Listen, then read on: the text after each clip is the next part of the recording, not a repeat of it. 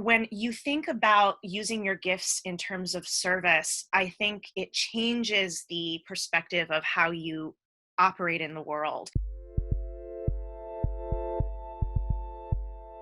Real special guest joining me now is Alexandra Silber. She is a Grammy-nominated artist. She is a musical theater veteran of Broadway and the West End. She's an amazing author as well.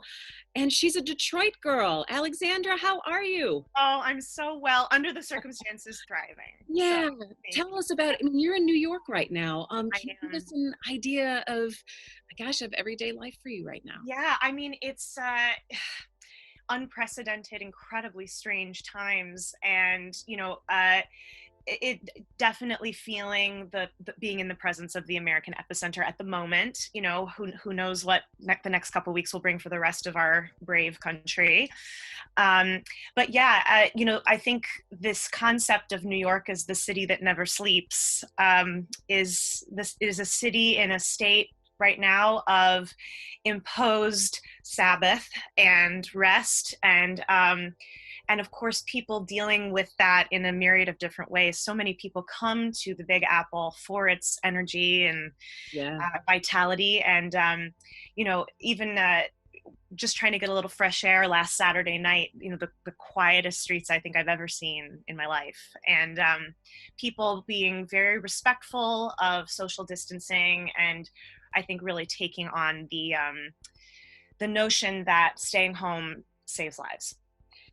As an artist, though, as someone who performs and gives a gift that other people take in and that moves them, this has got to be a hard moment as well. I feel like even online, we're trying to find our moments of beauty and of joy. And as a performer, how are you dealing with that?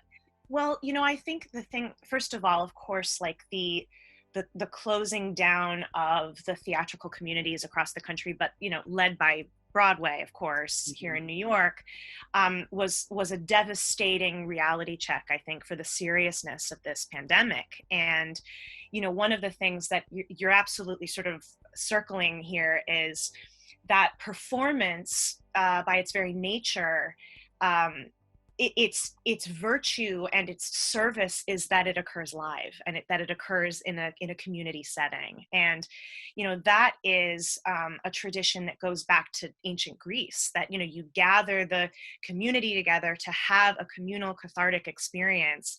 And right now we are barred from that, and we're having a community experience, but it's in isolation. And I think it's very, very unusual and very painful to not be able to share it, touch each other, hold each other, and experience things in real time together.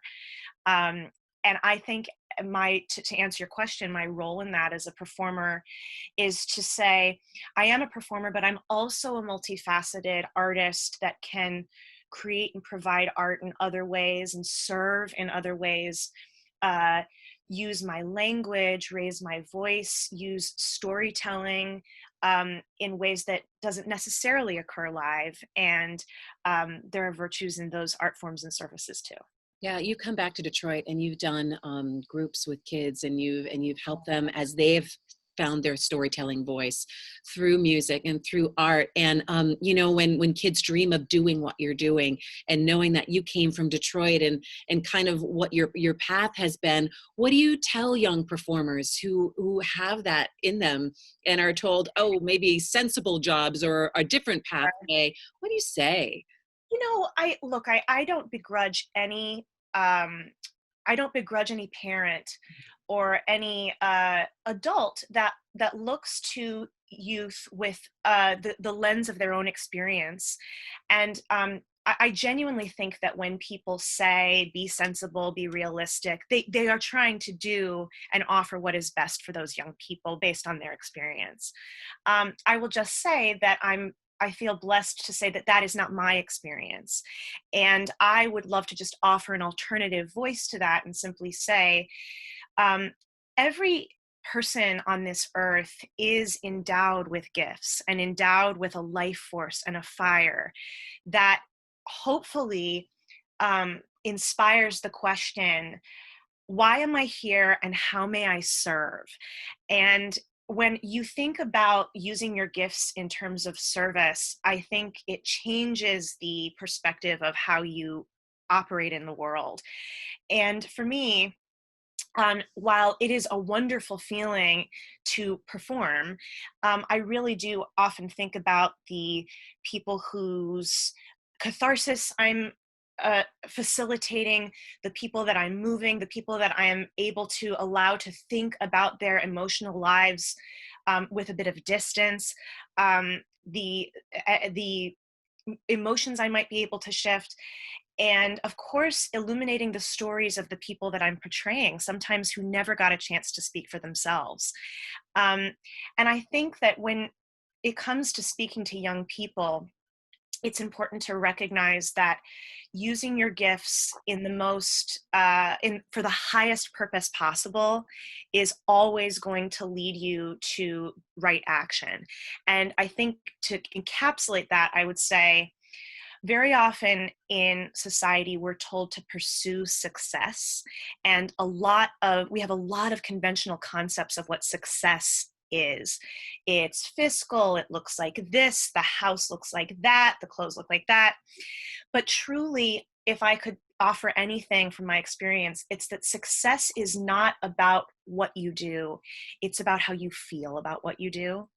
And to pursue excellence often lands you in the middle of that kind of successful feeling.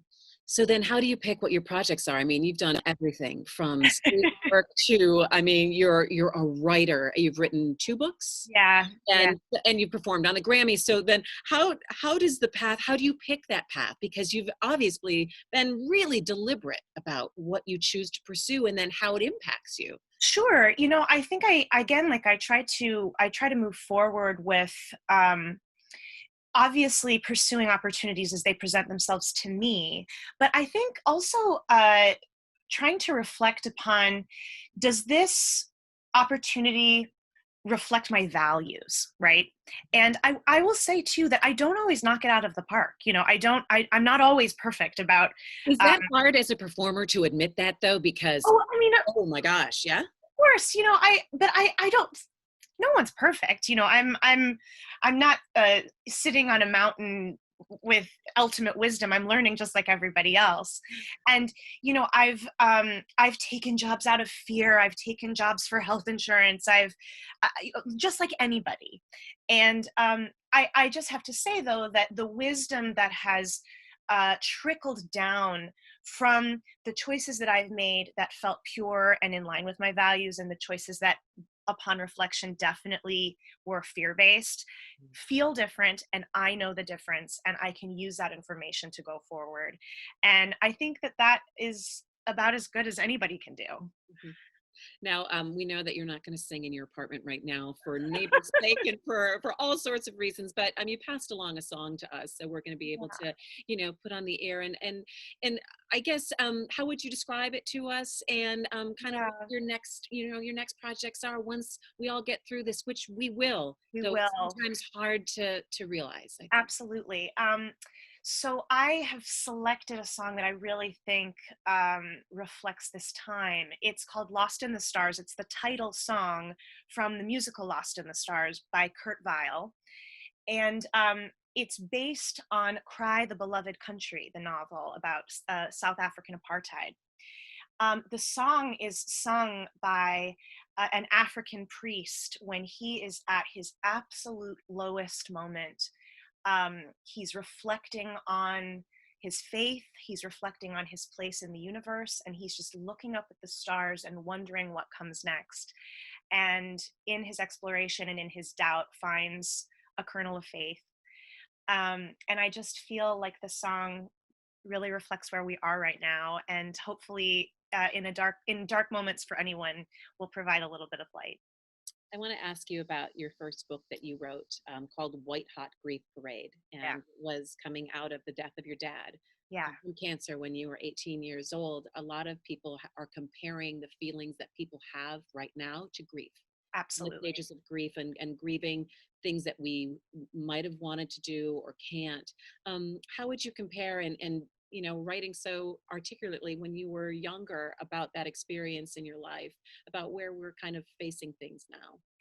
You know, I have to say, one of the things that has been staggering about this experience is absolutely identifying that we are experiencing a sociological collective grieving experience, and it's really us shaking us, because it's like being at this massive family funeral where you might be able to mitigate your own emotional response to the grieving that we're having, but then like there's Aunt Franny and there's Uncle Henry, and they're each having their own experience, and you don't quite know how to mitigate responding to their rage or denial or aggressive optimism.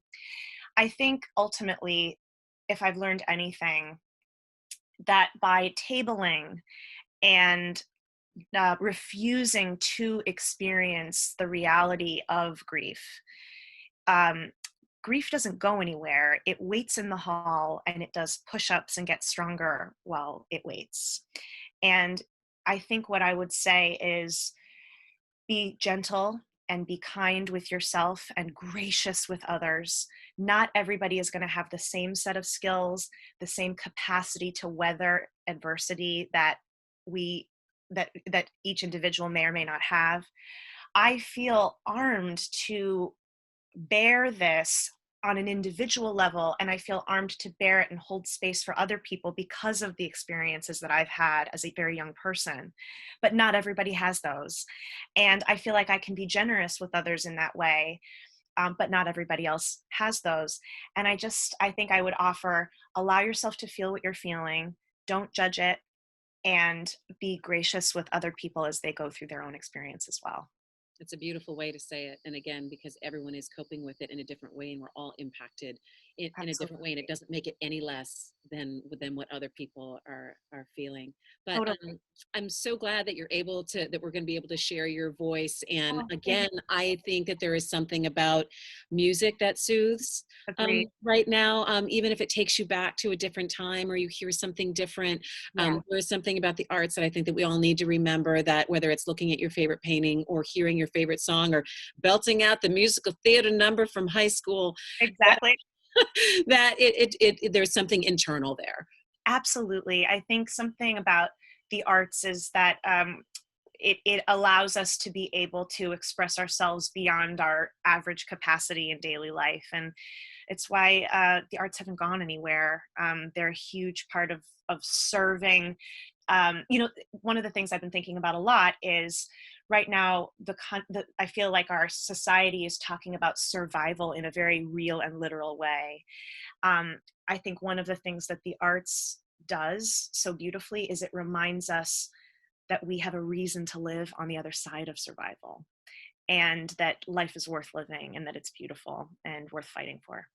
Well, let's leave it right there. Alexandra Perfect. Silber, thank you so much for being Thank with me. you. I want you to be well. We can't wait to see what projects you're going to be doing in the next couple of months when we all keep moving forward, and it will be good to see. Indeed. And all my love to my hometown of Detroit. Oh, and you know what? You got to show me your t-shirt. Oh, yes. And I especially wore my Detroit Tigers t-shirt. I love it.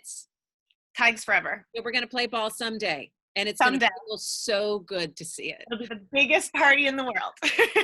All right. Well, you take care and be well, and we'll talk to you soon, okay? Thank you. Bye. You can find more at onedetroitpbs.org or subscribe to our social media channels and sign up for our One Detroit newsletter.